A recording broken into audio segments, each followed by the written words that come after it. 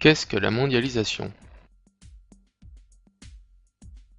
La mondialisation est la conséquence du système économique de libre-échange. Pour comprendre la mondialisation, il faut donc comprendre ce qu'est le libre-échange.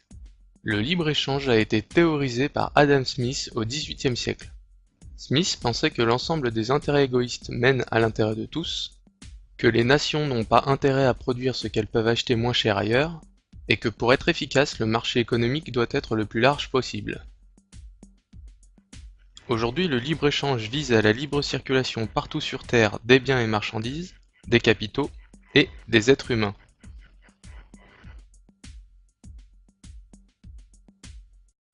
Les nations qui contrôlaient avant le marché se retrouvent sans aucun moyen d'agir sur lui. C'est donc maintenant le marché qui dicte ses règles, car les nations ont abandonné le contrôle de leurs frontières et le contrôle de leur économie nationale. Le problème, c'est que nous vivons dans un monde dans lequel les nations sont inégales à plusieurs points de vue. Du côté des nations développées, on respecte les travailleurs. On ne fait pas travailler nos enfants, et une certaine solidarité sociale a été mise en place. A contrario, dans les pays non développés, les travailleurs sont très mal payés. Les enfants sont très souvent exploités, et la misère y est très développée. En plus des inégalités sociales, nous pouvons remarquer que les nations sont inégales sur le plan de la fiscalité. Une nation comme la France met en place des taxes pour financer la structure de l'État. Afin de garantir l'harmonie et la sécurité sociale, elle opère une redistribution des richesses, et pour diriger son économie, elle opère un certain contrôle de ses frontières.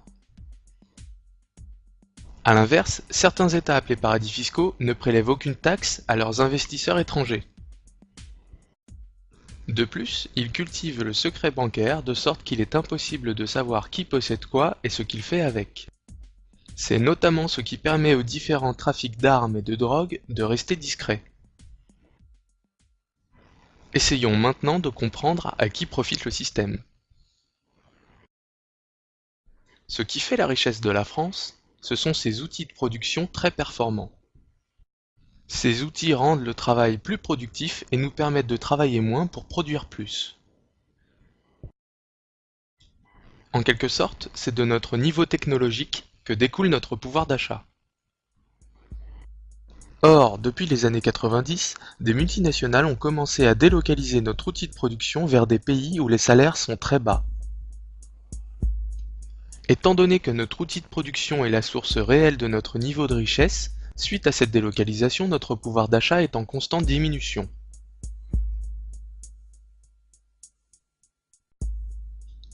Or, un pays qui produit de moins en moins ne peut continuer à consommer autant, à moins de s'endetter. C'est à ce moment-là que les banques rentrent dans l'équation. Elles prêtent de l'argent aux particuliers pour combler la perte de pouvoir d'achat. Ces crédits à la consommation permettent de continuer d'acheter des produits venant de Chine. Mais ces crédits doivent être remboursés. Et ils sont très chers. On rembourse souvent plusieurs fois la somme empruntée. La banque fait donc d'énormes bénéfices grâce aux intérêts qu'elle touche sur les prêts qu'elle accorde. Au fil du temps et des délocalisations, le pouvoir d'achat réel chute alors que le taux d'endettement des ménages augmente pour compenser la perte et représente en quelque sorte un pouvoir d'achat virtuel. Nous rentrons donc dans le cercle vicieux de l'endettement. Revenons maintenant aux multinationales. Nous achetons moins cher des marchandises produites en Chine, ce qui dans un premier temps nous paraît être une bonne affaire. Mais il faut bien être conscient que les salaires payés aux travailleurs en Chine sont indécents et ne permettent pas de vivre correctement. Les multinationales réalisent donc à leur tour d'énormes profits. Et dans un deuxième temps, les entreprises plus petites ayant fait le choix de continuer de produire en France font face à une concurrence déloyale et se voient obligées à leur tour de délocaliser ou de fermer leurs portes. Le libre-échange vise aussi à la libre circulation des capitaux. C'est dans ce contexte qu'apparaissent les paradis fiscaux. Ils permettent aux entreprises internationales d'y cacher leurs énormes bénéfices pour ne pas payer de taxes.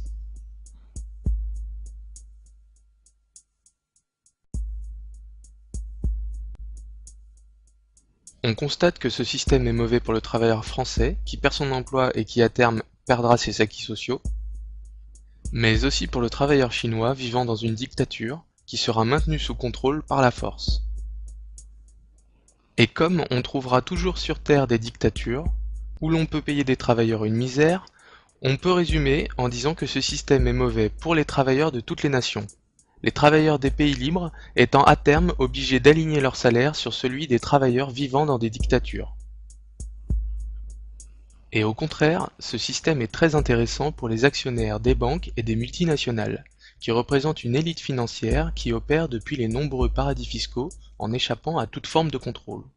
Ces gens sont très peu et on les appelle l'oligarchie financière mondiale.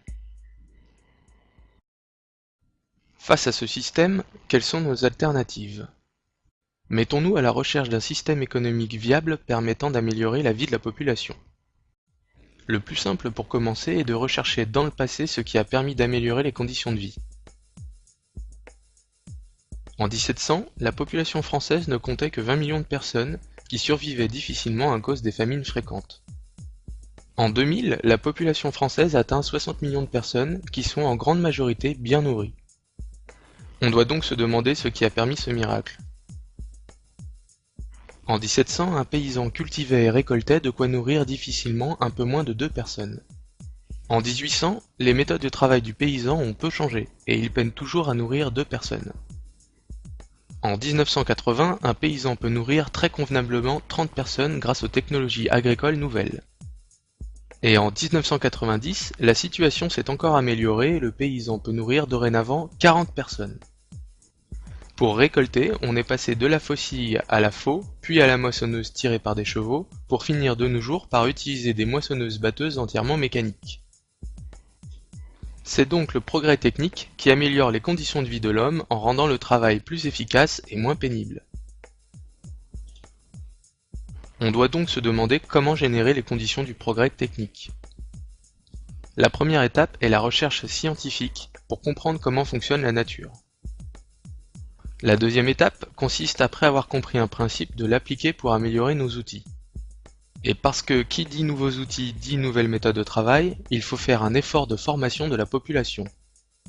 Toutes ces étapes nécessitent de gros investissements. Il faut donc favoriser l'investissement dans la recherche, l'amélioration des outils de production et la formation. On doit donc maintenant se demander comment favoriser cet investissement. Prenons un exemple d'actualité, la concurrence étrangère. On prend l'exemple d'une voiture produite en France à un coût de 10 000 euros. La même voiture est produite à l'étranger à un coût de 8 000 euros. On comprend donc que la voiture étrangère écrase la voiture française. La solution à ce problème est en deux temps. Premièrement, on introduit une taxe à l'importation permettant de rétablir une concurrence loyale entre les deux voitures. La voiture étrangère passe à 11 000 euros, et la concurrence s'établit alors en faveur du produit français. Et c'est seulement maintenant qu'il devient possible d'investir dans l'amélioration des usines françaises en introduisant des machines plus efficaces permettant d'effectuer la même tâche en moins de temps avec moins de pénibilité pour l'ouvrier. On augmente ainsi le nombre de voitures produites, ce qui a pour effet de réduire le prix de la voiture française à 7 000 euros. On pourra ensuite retirer les taxes à l'importation. Ces mesures seront appliquées à tous les secteurs stratégiques de notre économie et seront appliquées au cas par cas en fonction de la situation économique mondiale et de son évolution. On peut résumer cette approche de l'économie en la comparant au système actuel. Pour faire baisser les prix, il existe deux façons de faire. On peut baisser les salaires en mettant en concurrence le producteur français et le producteur chinois. L'opération est bonne pour le consommateur, mais pas pour le producteur. Le problème, c'est que la plupart des gens sont à la fois consommateurs et producteurs. La deuxième solution consiste à faire augmenter la productivité du travail. C'est-à-dire qu'on augmente le nombre de richesses générées par un travailleur avec le même temps de travail, ce qui fait mécaniquement baisser le prix des produits. Tout le monde est gagnant. Le producteur conserve son emploi, et le consommateur a à disposition des produits à un prix moins important. Le premier système est le système économique de libre-échange, où la concurrence entre travailleurs de tous les pays est mise en place et qui bénéficie seulement à une élite financière mondiale. Le deuxième système, qui est beaucoup moins connu, est le système d'économie physique. C'est le système économique qui avait cours pendant la période des 30 Glorieuses en France, qui a été la période la plus florissante pour notre économie. Récapitulons. Le système d'économie physique s'oppose au système de libre-échange et a comme but l'amélioration de la vie de tous les hommes. Son principe fondateur est l'amélioration de la productivité de la nation par le progrès technique. Ses moyens pour y arriver sont premièrement une politique d'investissement forte et deuxièmement la protection des secteurs économiques stratégiques pour la nation. On investit pour améliorer les outils de production afin de produire plus, mais on investit aussi dans tous les secteurs de base de notre économie, comme l'énergie, le transport ou la santé, afin de rendre globalement toute la nation plus efficace.